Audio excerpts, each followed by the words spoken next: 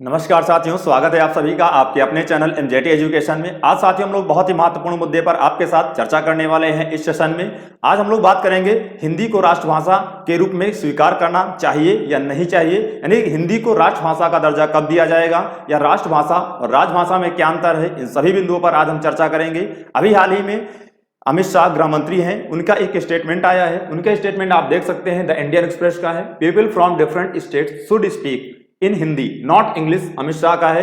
यानी सभी लोगों को चाहिए कि अपनी भाषा में जब भी बातचीत करें तो हिंदी में बात करें, ना कि इंग्लिश में। अगर अदर स्टेट के लोग मिलते हैं या किसी अदर स्टेट में हम जाते हैं तो अक्सर हम लोग पाते हैं कि हम लोग अपनी हिंदी भाषा बोलने के बजाय थोड़ा सा इंग्लिश भाषा बोल करके अपने आप को हम संभ्रांत वर्गीय या एलिट क्लास का घोषित करना चाहते हैं, दिखाना चाहते हैं कि हम भी बहुत एजुकेटेड हैं। एजुकेशन का मतलब भाषा से नहीं है, ठीक है। एजुकेशन का मतलब यह है कि हम अपनी भाषा को कितने अच्छी तरीके से एडॉप्ट करते हैं और अपनी भाषा को कितने सहज शब्दों में कह सकते हैं। एजुकेशन मतलब कि भाषा डिफरेंट टाइप की बोलने से नहीं है, सभी भाषाएं समान हैं, किसी भाषा में कोई अंतर नहीं है। बस है कि हमें अपनी निज भाषा का विकास करना चाहिए, जिस पर स्वामी विवेकानंद ने भी कहा था कि अगर कोई देश को विकास करना है तो उसे अपनी भाषा का निश्चित तौर पर विकास करना चाहिए, क्योंकि अपनी भाषा का जब निश्चित तौर पर आप विकास करेंगे तभी वह देश राष्ट्र क्या होगा, सर्वोपरि होगा और विकास के क्रम पे आगे बढ़ेगा। इसी में देखा होगा दूसरा एक स्टेटमेंट है हिंदुस्तान का, जब नागरिक बात करें तो वह भारत की भाषा में हो। यहाँ पर हिंदी के उपयोग पर जोर दिया गया है।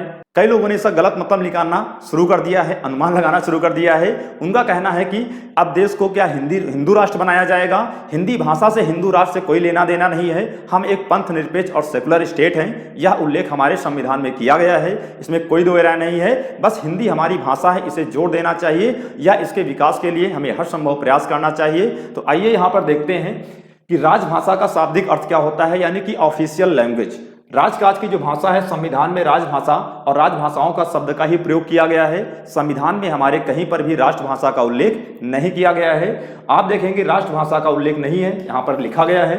8वीं अनुसूची में हमारे यहाँ भाषाओं का उल्लेख किया गया है। अगर बात करेंगे हमारे मूल संविधान में, तो हमारे मूल संविधान में कितनी भाषाएं थी, तो 8वीं अनुसूची में 14 भाषाओं का उल्लेख था। लेकिन बात करेंगे साथियों वर्तमान में, तो वर्तमान में हमारे यहाँ 22 भाषाएं बढ़कर हो गई हैं, जिन्हें ऑफिशियल लैंग्वेज राजकीय भाषा का दर्जा यहां पर दिया गया है। राष्ट्रभाषा शब्द का हर कोई अपना मतलब निकालता है, हर की अपनी परिभाषा है, लेकिन यही आज हमको समझना है कि राष्ट्रभाषा क्या होती है।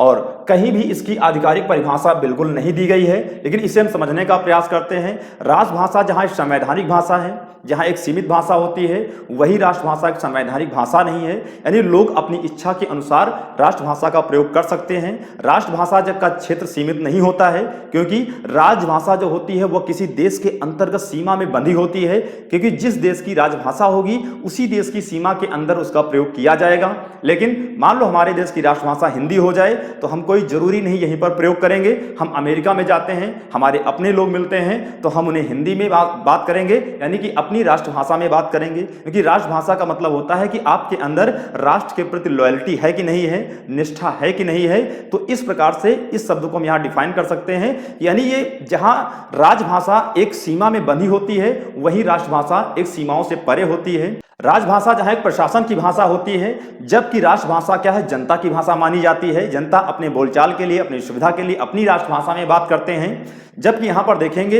राजभाषा नियमों से बंधी हुई होती है, जबकि राष्ट्रभाषा स्वतंत्र होती है, मुक्त रूप से होती है और इसकी शब्दावलियां राजभाषा की सीमित होती हैं। वही कंपैरिजन रूप से देखेंगे राष्ट्रभाषा की शब्दावलियां असीमित होती हैं। राष्ट्रभाषा में कहीं जो जरूरी नहीं है कि हम बिल्कुल लीगल लैंग्वेज में ही बात करें। जितने भी आपको शब्द और भी नए नए जुड़ते रहते हैं, आप अपनी राष्ट्रभाषा में उन्हें शामिल भी करते रहते हैं। तो राष्ट्रभाषा के कई अलग अलग पहलू हमने आपको बताने के प्रयास किए और आशा करता हूं आपको राष्ट्रभाषा अब समझ में आ गई होगी कि राष्ट्रभाषा कहीं एक ब्रॉड कॉन्सेप्ट है, व्यापक शब्द है, वहीं उसका छोटा रूप कह सकते हैं राजभाषा है। यानी राजभाषा को किसी देश की सीमा में बाउंड किया जा सकता है, लेकिन राष्ट्रभाषा को किसी देश की सीमा में या किसी क्षेत्र सीमा में बाउंड या प्रतिबंधित नहीं किया जा सकता है। यानी पूरे विश्व में या पूरी पृथ्वी पर सर्वत्र रूप से अपनी राष्ट्रभाषा का आप प्रयोग कर सकते हैं। 71 साल से पहले तय हुआ हिंदी ही भारत की क्या होगी, राजभाषा होगी। यानी कि 14 सितंबर 1949 ईस्वी को हिंदी को राजभाषा का दर्जा दिया गया और स्वीकार किया गया, और इसी की याद में हर साल 14 सितंबर को हिंदी दिवस भी मनाया जाता है। भारतीय संविधान के आर्टिकल 343 यानी 343 में राजभाषा का उल्लेख किया गया है। इसे आइए हम डिटेल में समझते हैं। बात करेंगे अपने संविधान के भाग 17 यानी कि पार्ट 17 की बात करेंगे। और पार्ट 17 में किसका उल्लेख किया गया है साथियों? राजभाषा का उल्लेख किया गया है। अब राजभाषा का उल्लेख किस आर्टिकल से? तो आर्टिकल 343 से आर्टिकल 351, 343 से लेकर के 351 के बीच में राजभाषा यानी ऑफिशियल लैंग्वेज का उल्लेख किया गया है। बात करेंगे आर्टिकल 343 अनुच्छेद 343 में कहा गया कि संघ की राजभाषा क्या होगी? तो संघ की राजभाषा हिंदी होगी, जबकि लिपि क्या होगी? स्क्रिप्ट तो देवनागरी होगी। यहाँ पे संघ की राजभाषा हिंदी को बताया गया, जबकि बात करेंगे लिपि कौन सी होगी? तो लिपि यहाँ पर देवनागरी को बताया गया। अब यहां पर आगे आप देखेंगे आर्टिकल की हम बात करेंगे आर्टिकल 344 में क्या बताया गया? राजभाषा आयोग एवं संसदीय समिति के बारे में उल्लेख किया गया। राजभाषा आयोग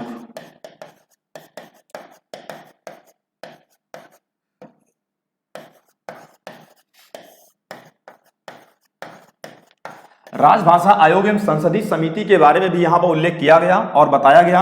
राजभाषा आयोग के मतलब क्या हो जाएगा? यानी जैसे ही संविधान लागू हुआ, संविधान लागू होने के 5 वर्ष के बाद कहा गया कि पहली बार राजभाषा आयोग का गठन किया जाएगा, लेकिन उसके प्रत्येक 10 वर्षों के बाद हर प्रत्येक 10 वर्ष पर राजभाषा आयोग का गठन किया जाएगा। और इसी के परिणाम स्वरूप 1955 ईस्वी में प्रथम राजभाषा आयोग का गठन किया गया था। किसकी अध्यक्षता में? तो यहाँ पे बीजी खरे की अध्यक्षता में, यानी बीजी खेर की अध्यक्षता में 1955 ईस्वी में प्रथम राजभाषा आयोग का गठन किया गया। उसके बाद 1955 से प्रत्येक 10 वर्षों पर हर वर्ष क्या किया जाता है? राजभाषा आयोग का गठन किया जाता है। बात करेंगे राजभाषा संसदीय समिति की। तो राजभाषा आयोग की जो संसदीय समिति होती है उसमें साथियों कितने सदस्य होते हैं? टोटल सदस्यों की संख्या 30 मानी जाती है, लेकिन इस 30 में से कितने सदस्य? तो यहां से 20 सदस्य कहां से होते हैं साथियों? लोकसभा से, जबकि इस समिति में 10 सदस्य कहां से होते हैं? तो राज्यसभा से रखे जाते हैं। इस तरीके से आपने अनुच्छेद 344 समझा। 345 में बताया गया कि राज्यों की राजभाषा क्या होगी? तो राज्यों की राजभाषा राज्य विधानमंडल के द्वारा निश्चित की जाएगी। अगले आर्टिकल में 350 में क्या है? शिकायत निवारण की भाषा राजभाषा होगी। यानी शिकायत निवारण की भाषा कहने का तात्पर्य है कि 8वीं अनुसूची में जितनी 22 भाषाएं दी गई हैं उनमें से किसी भाषा में अपनी आप शिकायत कर सकते हैं और आपकी शिकायत निवारण के लिए उसी भाषा में आपको जवाब दिया जाएगा। 350 कैपिटल ए क्या कहता है कि प्राथमिक स्तर पर यानी कि प्राइमरी लेवल पर जो भी एजुकेशन दी जाएगी, जो भी शिक्षा दी जाएगी, वह प्राथमिक स्तर पर मातृभाषा में शिक्षा दी जाएगी, यानी मदर लैंग्वेज में शिक्षा दी जाएगी। मदर लैंग्वेज क्या होती है? जैसे अपने यहाँ की मातृभाषा क्या हिंदी है, तो इस तरीके से मदर भाषा का वहाँ विकास करने का प्रावधान किया गया है। तो आपने समझने का प्रयास किया।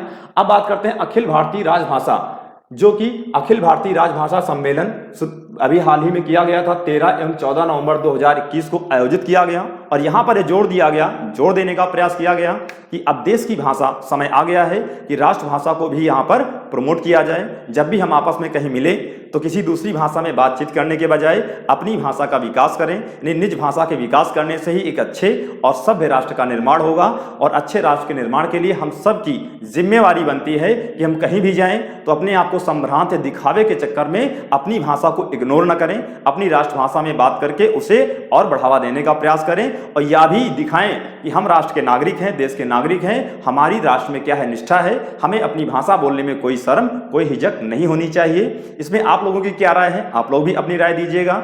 अगर साथियों आपको ये पूरी इंफॉर्मेशन पसंद आई है, समझ में आया है, तो आप सभी लोग प्लीज इसे लाइक और शेयर करिएगा। आइए जानते हैं हमारे जो बैचेज हैं MJT current affair GK and application. इस एप्लीकेशन को आपको क्या करना है? डाउनलोड कर लेना है।